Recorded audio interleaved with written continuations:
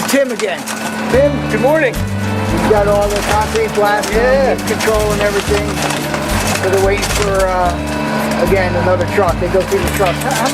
How long does it take for one truck, you're thinking? Well, we usually can empty a truck in about 7 minutes. 7 minutes of pumping. How many yards are in the truck? They carry anywhere from 10 to 11 yards. That's pretty quick. So for today's pour, we have 19 trucks coming, 190 yards. Oh, 190 yards. Oh, I was off. So you're going to swing it around this way over here now? We're going to actually fill this up and go that way and go under the garage door openings and get that all correct, and then keep going that way, and then we're going to go across the front of the house. We'll probably go around the other way and come and end right here. When do you put in the bolts for the wood? Will you usually wait a little bit? Yeah, it depends on the consistency of the concrete, but yeah, we'll probably put one more truck in and then I'll fall back and start putting the bolts in. I like to get the wall topped off far enough beyond where anything can move. Because right now we're going to fill this wall up, and then behind me could still move a little bit, so I don't want to put the bolts in quite yet. And once I get another 20 feet of wall filled up, then I know the stuff in the back is not going to move anymore. I can put the bolts in. Where'd you start out anyway? In the front over there we started? We started right by Jose. Oh, okay. Right in that wall. Yeah, we see that there's all the concrete running this way, so you're going to start going this way again then. Yep. Beautiful.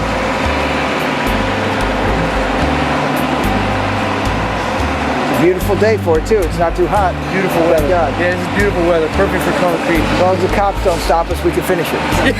Temperature today, right now it's like 50 degrees. Yeah, it's in the 50s. Perfect temperature. Yeah. Ambient temperature should be in the 50s, 60s. It's beautiful for the concrete. It slows a little. It sets a little slower. We could do it all different temperatures though. That's right. I mean, what's the coldest you've ever poured? We can pour below freezing. We just put another admixture into the concrete to speed it up a little bit, give it a little chemical reaction. It keeps its own heat. It generates its own heat. And the thing with walls is that it's such a massive concrete that it actually will hold its heat longer because it's in that form and it's vertical, so the heat rises, and a wall by its nature will hold its heat, and the aluminum forms acted kind of like an insulator as well. So that helps the concrete hold heat, so you don't have to worry nearly as much about freezing. Will you'll let it stay a little bit longer just in case in the forms, like an extra day? Yeah. In the colder weather, if necessary, we leave the forms on the wall an extra day or two if necessary, and it just helps the concrete, set good. You don't have to worry about freezing. Now, what about when it's like 90? That's another problem for you, isn't it? Yeah, but again, with concrete, it's all chemicals. You can put also, you can put other admixtures in there to slow the concrete down. So you can make the concrete go both ways. So we order the concrete accordingly, from the supplier. And if we need to slow the concrete down, then they can put an admixture in there for us to. That's your worst nightmare, if it starts to dry too quick and you can't keep up. That's right. And it's not good for the concrete, just it makes a better wall to control the concrete and make sure that it sets at a proper pace. Because you have a cold joint, and the worst thing is the really bad cold joint. We've had that problems because of traffic, and we haven't gotten the concrete trucks here fast enough, right? Yeah, once in a while, you'll have an accident happen out there somewhere out of our control, and the trucks can't arrive. Their steady pace gets interrupted, and but again, you make amends and do what you have to do and keep it going, All right, we want to let you keep going because we don't want any problems. Thank you. Very good. Well, you know what it is. The suppliers that we use have plants in various locations, so they can send the trucks out based on where we are. Usually it's not a problem. There's suppliers in Oak Ridge, there's Carandus, Wayne, Fairlawn, and all those different locations, and they just dispatch the trucks accordingly. So yeah, that is a good question, and it's usually what they do. You know what I want to ask you too is, what about the mix? There's a special mix for this pump, right? Compared to, it's a little bit thinner. Do they water it out a little bit more? No, it's the same mix. This particular pump is capable of pumping concrete with 3/4 aggregate in it. So I don't have to necessarily order a special pump mix when you pump out of the boom pump. So it's not small, but it's a little bit more watery to... No. We have a constant consistency to maintain the concrete strength. So that When this thing sets after about a month's time, it's rated at 3,500 PSI. You get, actually, when they do their testing, we're over 3,500. Usually around 4,000, 4,200 when we order 3,500 concrete. Yep. About 2 days to strip. Yeah.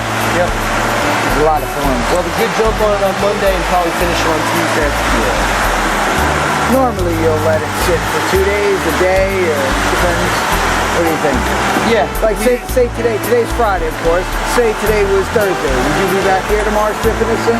Again, it's all according to the weather. Right. Yeah, it's all weather related. Because if it was in the middle of the summer, yeah, we can come back and strip it because it's actually just as good for the concrete to breathe as well, you know, so we get our forms off the wall. But in the cooler weather, we'll let it sit. It's like I say, it's totally climate controlled, you know. So say it's 50 right now. Would you come back though? Yeah. This wall could be stripped tomorrow. Yeah. Start stripping it tomorrow.